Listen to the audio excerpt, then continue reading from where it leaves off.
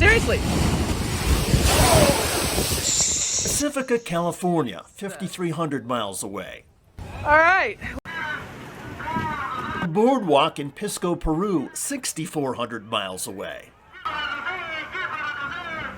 And the island nation of Tonga, 50 miles away. First, there was a small sonic boom, followed by a louder one. Holy shit!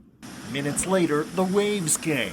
They were 4 to 5 feet tall, but with a powerful undercurrent. They recorded these dramatic images of the volcano's second, more powerful explosion. The eruption from under the sea sent ash flying up 100,000 feet into the atmosphere.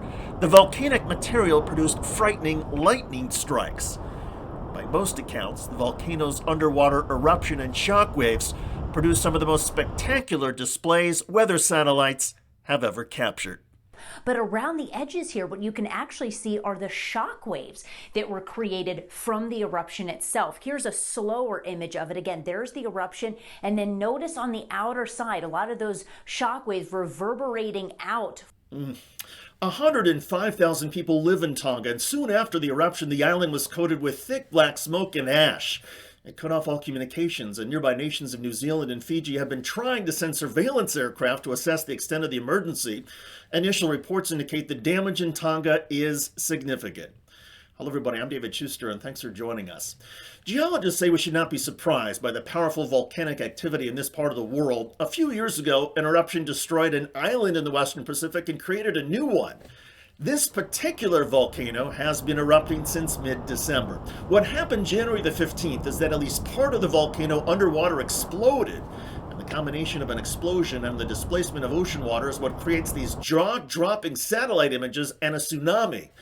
The experts point out that in order to create a sharp tsunami, you have to displace a lot of water very quickly.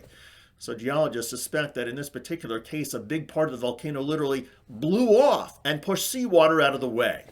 Volcanoes are generally created by the interaction of the Earth's tectonic plates. When one plate goes above or under another, it can set off volcanoes with explosive activity. It happens quite frequently in the Western Pacific, but this explosion was particularly energetic, and it happened not far from 100,000 people, thus a lot of attention and a lot of concern. Also, the sonic boom could be heard as far away as Alaska, 5,000 miles to the northeast. That's how powerful this was. Geologists say it's a lot easier to predict when an active volcano might erupt than when the eruption will stop. But based on history, the experts tracking the activity of this volcano believe it will continue spewing magma, ash, and smoke for several weeks.